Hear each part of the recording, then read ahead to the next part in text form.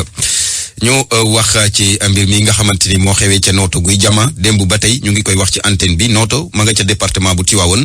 benn waxambaane moo sotti papam essence taal ko bàyyi ja mujj naa ñàkk bakkanam démb moom mi ñu ne moo ko daf ko def ba pare daw waaye gis nañu ko ba teg ko loxo Cheikh Anta Diop. Cheikh Diop mi nga xamante ne doomam di Fallou Diop moom moo ko sotti woon essence taal ko ñu yóbbu woon ko ci hôpital Amadou Sakhine Ndiéguène bu Thiès ñàkk na bakkanam ki nga xamante ne moom mooy doomam di Fallou Diop moom moo ko fekkoon mu toog ci salon bi mu sotti ko essence taal ko daw ba mu ko defee nag gendarmerie di ko wër waaye jamono yi waa gendarmerie bu Tivaouane wër nañu ko ba teg ko loxo ñu ngi ko fekk nag Taïba Ndiaye liñ ci mën a jàpp jamono yi mi ngi garde à vue te ci waxtu yi di ñëw daañu ko defeere li nga xamante ne jot nañu ko ci ay xibaar kii di Fallou Diop li tax mu def ñaawteef bi nee na nag waajuram bu góor da doon teg nattu di bundu xatal yaayam rax ci doon li mu dem takkab ñaareel loolee moom moo ko metti ba tax mu sotti essence papaam daal di ko taal.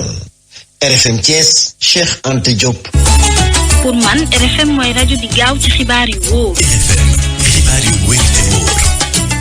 askanu Caaroy gaar di yëglu ne mer nañu bay futt ci jamono ji ndax mënatuñu génn seen gox googule dem feneen. la ko waral nag yoon ya du daan jaar daal ca raay ya dañ ko tëj ndax liggéey bi ñu sumbu jëm ci train express régional bi loolaa tax mënatuñu dem ñu ne sax mënatuñu dem faju ji ndax hôpital bi mu nga ci geneen wet ba te jaar romb foofu dem dafa mënatu la nekk ñu ne ci jamono ji daal ay passerelle lañu bëgg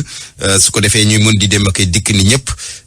kenn ci ñoom Libaas Diagne ay kàddu yu mu dénk ndongo ko. ëpp na 8 mois ñu engagé woon ay négociations ak ñi yor projet TER bi ak autorité administrative yi parce que Thiaroye projet bi dafa ñëw xaaj ko ci digg bi donc bàyyi benn côté bi infrastructure yi nga xam ne ñi moom lañ soxla beneen côté bi ay dëkkuwaay yu am solo donc ñi mënuñoon accepter loolu ñu jóg engagé combat boobu pour au moins ñu defaral ñu ay passerelles pour permettre nit ñi ñu mën a continuer élèves yi dem ci école yi ñu mën a accéder ci hôpitaux yi ak ci mel ni marché yi ak yooyu bu ñu demee ba am ay accord ak APIX devant le gouverneur que ni du ñu tëj benn buntu tànk réalisé wuñ passerelle yi malheureusement semaine passée dañu xëy fajar ñu ñëw sous escorte la gendarmerie ñu ñëw tëj bunt yi donc les gens ont voulu réagir mais heureusement chef de village bi ak leader yi fi nekk calmé nañ ñu gis nañu ay escaliers yi ñu defar ci pont bi d'ailleurs sax boobu ci proposition bu ñu defoon la ak directeur général APEX proposé ko ñu modifier pont boobu def ay rampe escalier yoo xam ni dina permettre nit ñu mën a jéggi mais bu ñu xamee ni nii lañ koy defee vraiment duñ def proposition boobu parce que lii amul benn sécurité presque c'est difficilement accessible sûr que dëkk bi dinañ naqaree téye après ñi Caaroy ñëpp ñi ngi ci tension koo ci wax problème mooy buntu bi bu ñu ko tëjee fan la ñu jëm président de la république moom engagé woon na que ni Caaroy gaar dinañ fi teg passerelle supplémentaire donc passerelle boobu ba léegi tegaguñu ko ñu commencé di tëj buntu yi situation la boo xam ni Caaroy gaar duñ ko accepté. mu nekkoon Libaas Diagne ci kàdduk askanuk Caaroy gaar mi bëgg ñu defar leen ay passerelle ngir ñuy mën di génn di dugg si waat seen gox koogule. wàllu mbas mi fii ci Sénégal romb nañu ci jamono ji lu toll ci 3 junniy cas coronavirus 1 ak 4juróom benn nit lañu ne wér nañu ci jàngaro ji 1 ak 4juróom ñoom la ñu nekk di faj ba léegi suñu réew nag di Sénégal 1 nit ak juróom ñàkk nañu seen bakkan ci feebar bi le état d'urgence gi Sénégal nekkee sax tax ba kenn mënatul dem kenn mënatul dikk ca Kédougou moom ba tey am na ñuy yoot bëtt frontière ya daal di dugg si loolaa tax gornooru dëkk ba ni daal bu ñu amoon ay drone di ay xeetu caméra yooyu naaw ngir daana gën a tax ñu gën a mën a wattu frontière ya drone yi mu ne gornoor ba daal ne lu mën a nekk la Kédougou nag ba fii amul woon benn kaaw Covid-19 waaye am na ku fa ñëw andil leen feebar bi Burkina Faso la jógee doon romb dëkk ba ngir dem ca Kolda Sayer Ndaw gornooru Kédougou ñu teewlu kook Alaaji Ndate Diop. loolu mënta nekk parce que nit ñi jéem nañ ba tey bi ñu déggee ne Sénégal ñu ngi faj day wér am na ay cas guéri ñu fiy wér ñu bëri jéem nañoo dugg si mais li ñu refoulé ci nit ñun kenn mën laa wax nu mu toll parce que dispositif bi ñu teg nag en place moo taxoon ñooñu ñëpp ñu mën ceer gaaw teg suñu loxo génn waat leen fu ñu dellu fu ñu jóge woon loolu moom mu taxaw nañ ci bu baax c'est vrai que frontière naqari naa surveiller ba tax na sax bu lii weesoo ñun li ñu nar a proposé mooy ñu wutal ñu ay dispositifs de surveillance par drone nga xam ne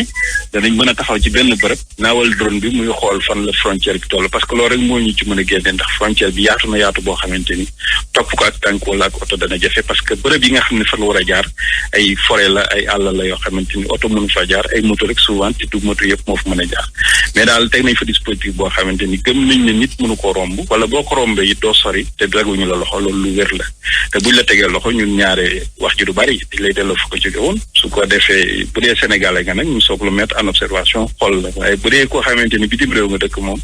dañ lay delloo fa ko jógee parce que c'est vrai que dañu nekk ci cadre sous-régional mais boo violé suñuy texte yow nangu doxee ñu jëfee li ñu tëral nga violé suñuy texte mun ñu am ci yow yërmande dañ lay daal delloowaat fa nga jógee te plusieurs fois delloo nañu ay nit fa ñu jógee woon pour moytu ñu indi fi feebar. mu nekkoon Sayer Ndaw di gouverneur bu Kédougou daa ngeen dégg waxtaan googu mu seq ak Ndate Diop ci njeexitalu xibaar yi ma fàttali ne ma mooy ganuk RFM ni ki tey jii séddaleep jiw gi rawatina ci yenn gox yi nga xamante ni ña nga ca biir àll ba fële ca Casamance centre dialogue humanitaire daal dina jox communauté ya fa nekk ay kits d'hygiène maanaam daal yoo xamante ni daañu ko mën a jëfandikoo ngir aar seen bopp ci feebar bi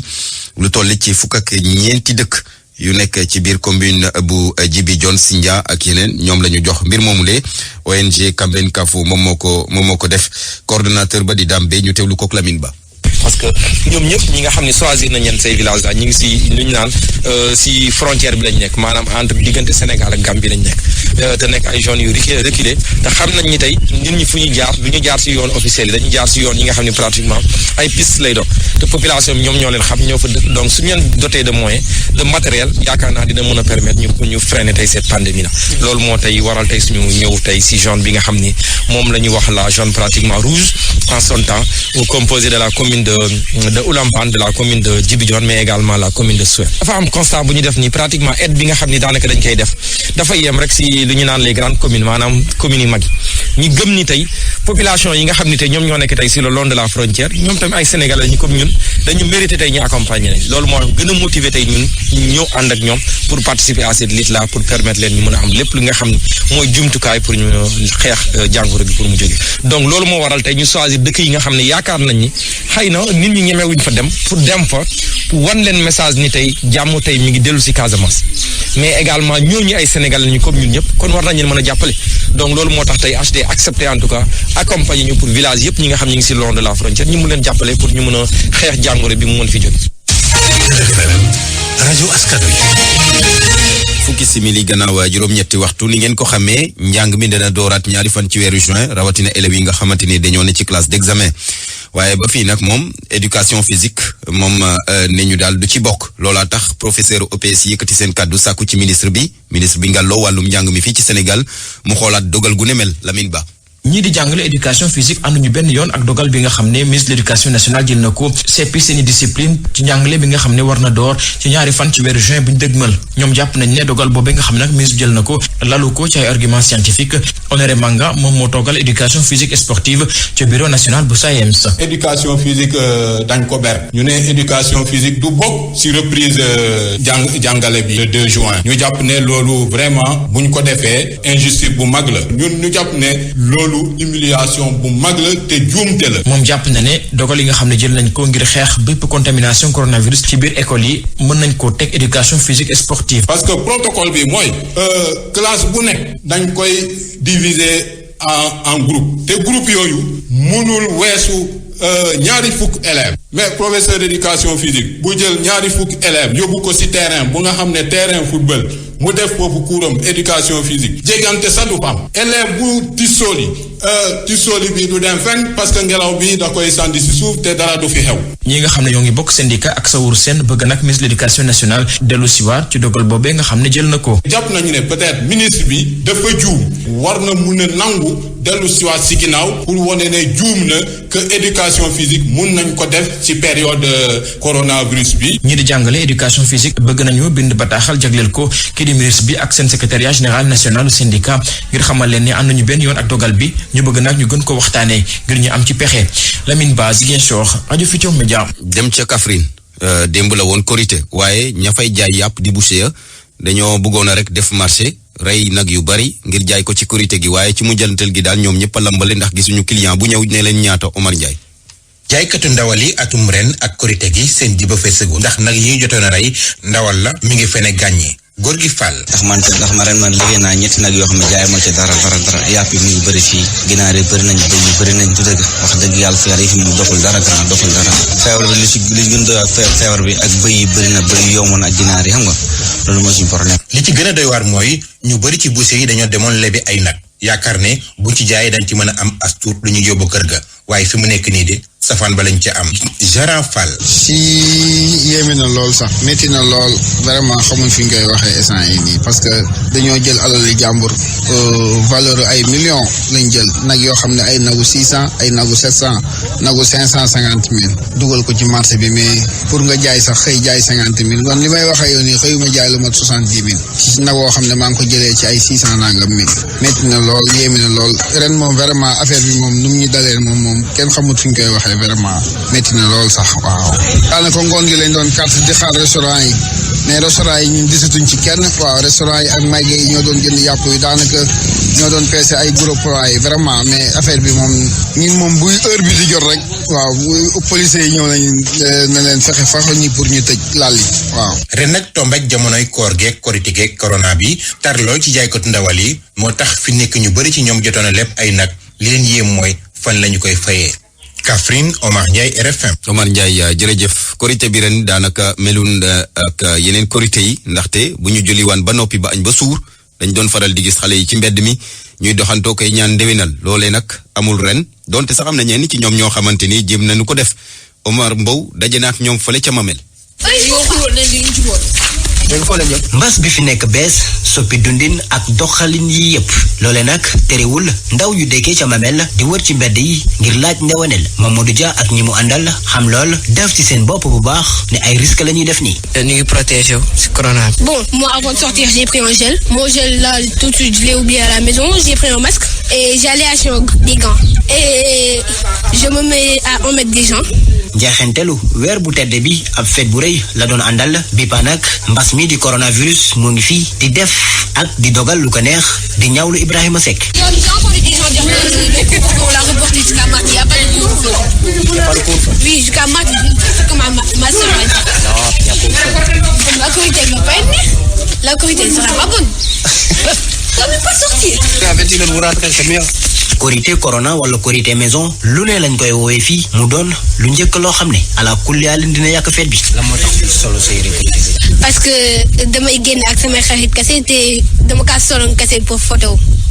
mu ngoog ay xale yoo nga xamante ni daal mbas mi tax na ba mënuñu naan ñaani ndewinal nun ko daa defee fukki simili ak juróom bootu ci juróom-ñetti waxtu wéy ci xibaar yi ñeel mbas mi ci àdduna si ñu coronews ñu ànd ci Kamadou Sabar Ba. bi mbas mi duggee ci réew mi ba tey Sénégal am na lu tolloog ñetti junni ak ñeent fukk ak juróom-ñaar ñoo xam ne am nañ boobile jàngoro ci ñoom ñooñee junni ak ñeenti téeméer ak juróom fukk ak benn wér nañu fi mu toll nii junni ak juróomi téeméer ñi ngi ci kër docteur ñaari région yi nag ba tey ñoom ñi ngi mucc ci mbas mi di coronavirus muy Kaffrine ak Matam waaye boobile mbas faat na lu tolloog fanweer ak juróomi doomi aadama fi ci Sénégal te am na fukk ak ñaar ñoo xam ne ñi ngi salle de réanimation ci biti réew Afrique du Sud ak société minière bi di Anglo Gold Ashanti di xam ne tëj na mine bi nga xam ne moo nekk ca Poneng gannaaw ba mu nemmeekoo lu tolloog téeméer ak juróom benn fukk ak ñeent ci employé mi dañoo am jàngoro bi di coronavirus test yi nga xam ne def na ko ci lu tolloog juróom benn téeméer ak juróom fukk yoo xam ne ñooy liggéey ci barabu liggéeykaay boobu noonu ba tey kër googu di xam ne ci benn communiqué ñi ngi xaarandi yeneen résultat Europe ca Italie li nga xam ne mooy mbas ma dafa mel ne ma ngay randu ci bisub dimanche gi lu tolloog juróom benn fukk rek ñoo ñàkk seen bakkan ci coronavirus bi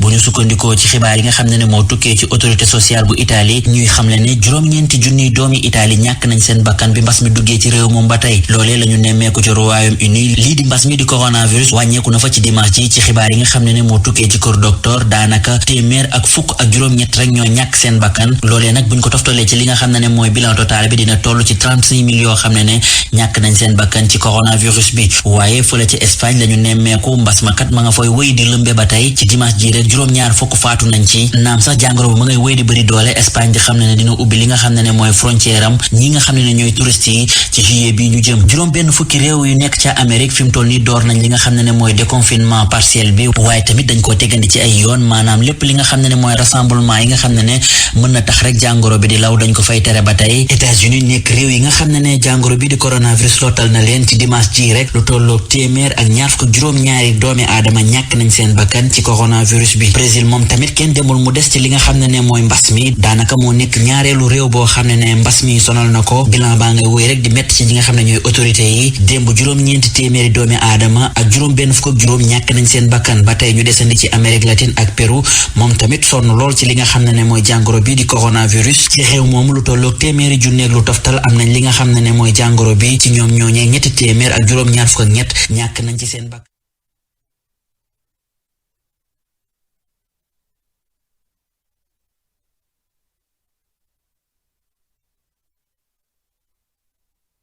loolu 342 259 doomi aadama yoo xam ne ñàkk nañ seen bakkan ci mbas mi di coronavirus ci àddina bi wërngal këpp. RFM.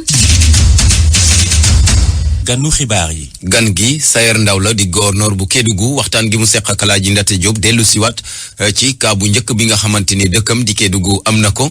dana it dellu siwaat ci matuwaay yi nga xamante ni jël nañ ko ngir gën a aar askan wa fa.